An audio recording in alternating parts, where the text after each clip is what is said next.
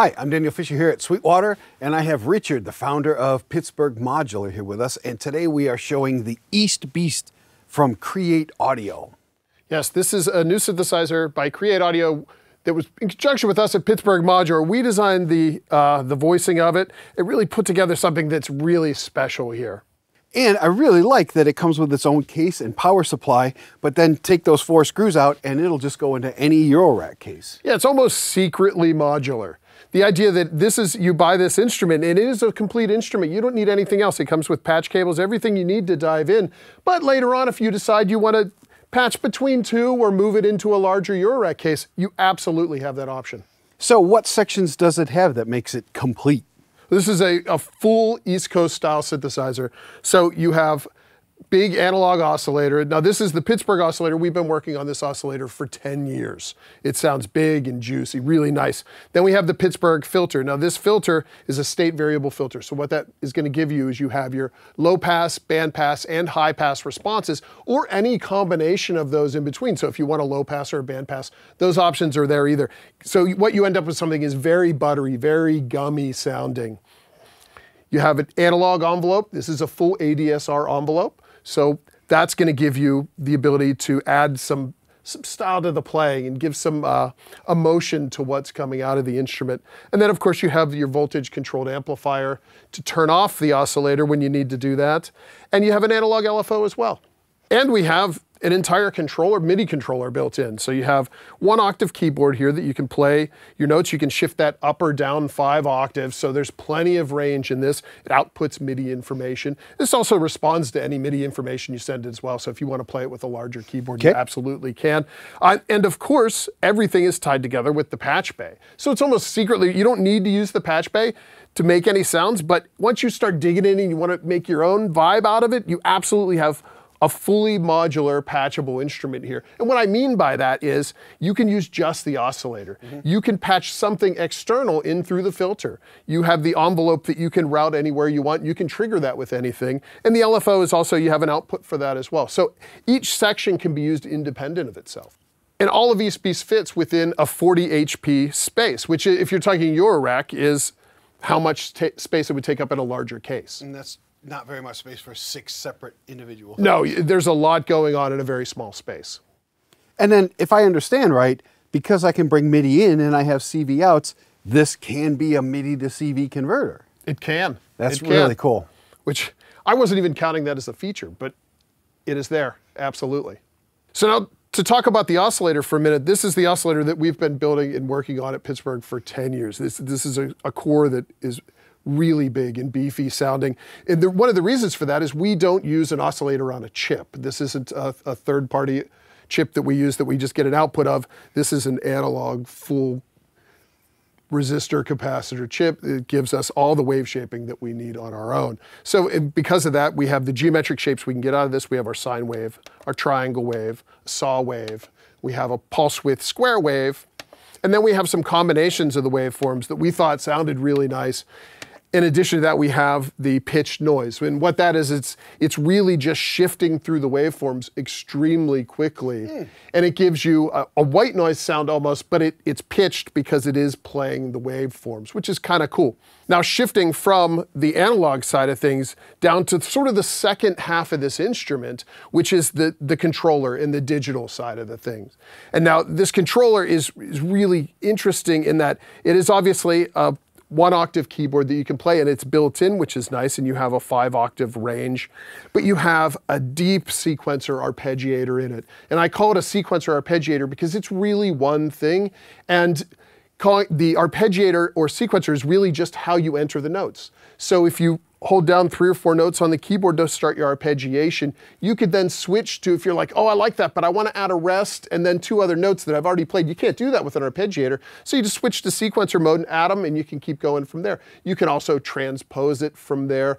All the things you would expect to do from a much more complex sequencer are built in. So the sequence version of the arpeggiator is not like what other people might call order, where just the order you hold, because what you're telling me, because you can add more notes, you could actually have repeated notes where you can't do that on an arpeggiation that just does the order that you play. And rests. Sometimes you don't want to make a sound. And this gives you the ability to do that. There's also, you know, you could go layers and layers in the onion of this controller. There's a really deep random. So most arpeggiators have a random where it'll randomly pick the note or maybe even randomly pick the octave. This can then intelligently say, okay, let's start morphing that. Let's start changing that pattern over time, and let's make it a little bit more complex, or let's add a rest here and change it a little bit here. You can then say, if you find it morphs into something you're like, yeah, you can stop it there and just let it play that pattern now. So it has the ability to evolve over time and not just be a static arpeggiator. And because of the way that all of this can be broken out independently, all of this arpeggiation and sequencing could be for some other sets of modules and not this module.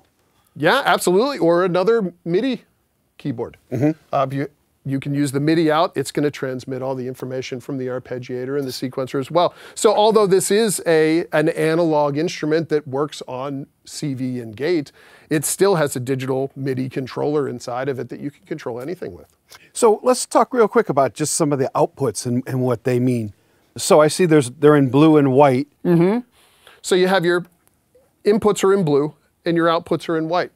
Tried to keep it as simple as possible. We also kept everything to the right-hand side as well. And I think for an instrument like this, where people are just getting into modular synthesis, this is the least intimidating way you can do it, because you don't need to even see it when you start using this instrument. You can really dive in and get to use the instrument without it. But once you do, it's all right here. It's all very clearly labeled for you. So you could take out, say, the LFO out and go into the pulse width modulation. Very simply, just one patch cable. And that's how it starts. That's where you're like, I don't know if I need to use the patch, but as soon as you do it once, you're like, oh, wait, I can do that? I did that? And it becomes something that you've done, almost like a science experiment. So this would be a great module if somebody wanted to start with Eurorack. This is a great way to start without even having to buy the rack yet. And the moment you do, you know, get something like the nifty case or the nifty keys, then you just unscrew these 4 screws and just pop it into that and grow from there.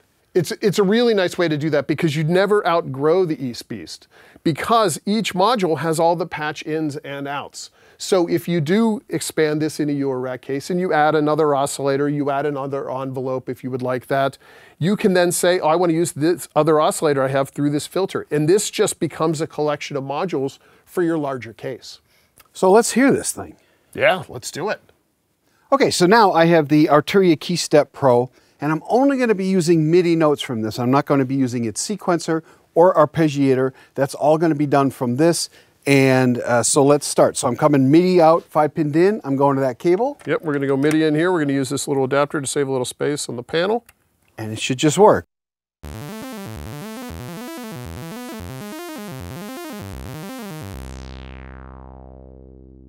All right, let's turn the sequencer on. We're just going to do that. Sequencer's on, so let's see what you can do.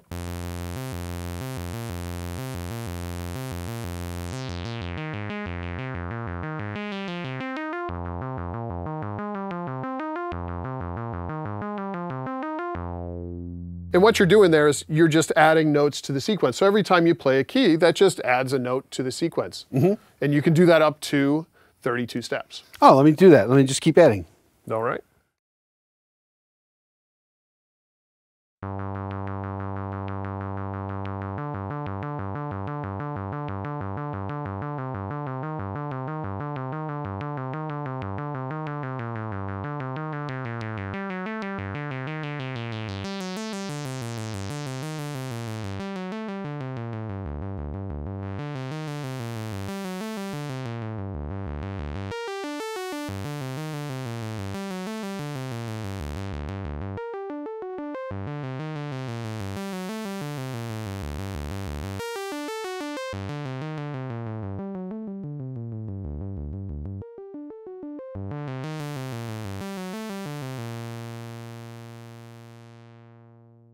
So now give me a regular arpeggiator mode.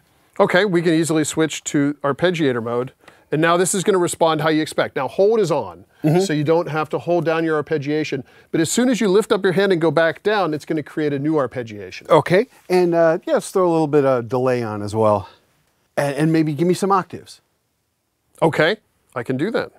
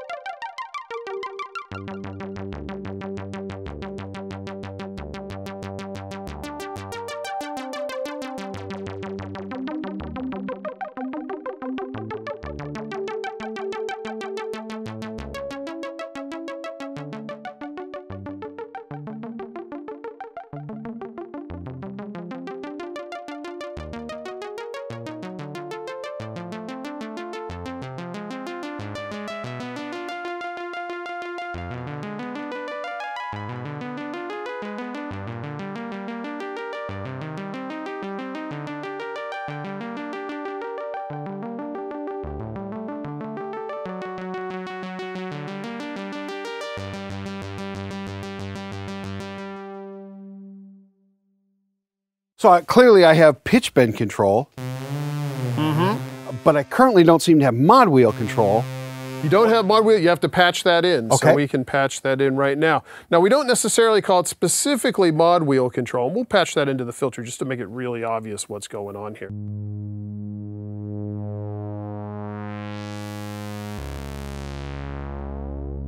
Now the nice thing about this output is it's not specific to mod wheel, because not all the time are you going to want to use a mod wheel. It's just, you know, you don't always have it hooked up to a MIDI keyboard. So we've created a multi-tool for it. So what that means is it can be a second envelope if you need a second envelope, or it can be a second triangle wave LFO. Oh. Or it can also be a random source if you just want a random source.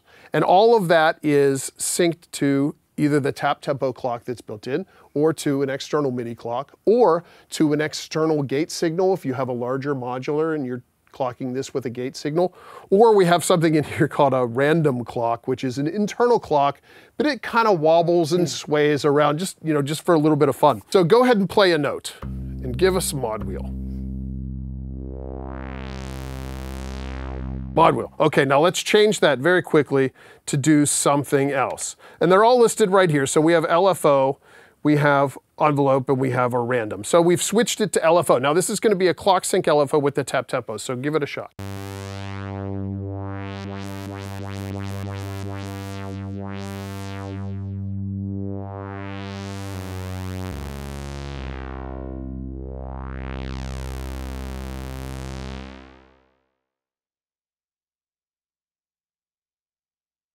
And what We do have a random version. Okay.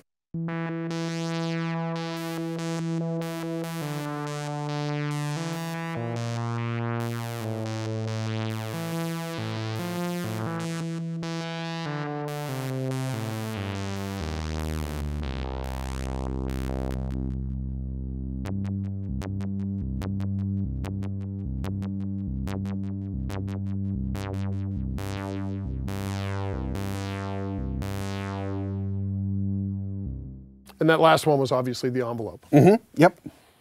So these are tools that are sort of secretly built in there, but they're all clearly labeled and easy access. But it just adds this additional layer of functionality to an already really deep, fully analog synth. And speaking of hidden, I found the beast. Oh, you found him. I found him. There he is. He appears to be wearing pants. I got to ask, because every time I look at the oscillator, I see FM and width, and I really want to hear that. Okay, so let's dive in a little bit. This thing can get exceptionally weird, and those are two great places to do that. So let's get a little bit of a sound. This is where we're going to start. So that sound is a square wave. Now let's dive in. We're going to take our multi-tool again, and we're going to go into the pulse width. Okay.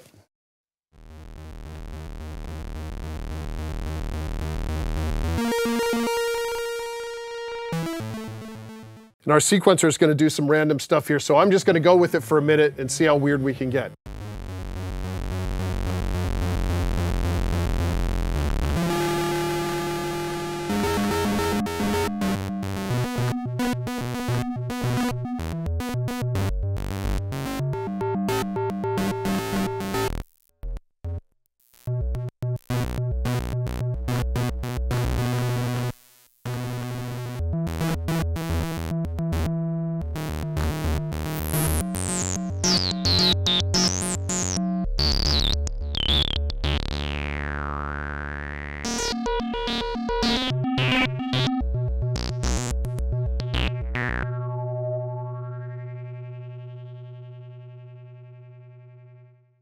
Now that patch was purely generative.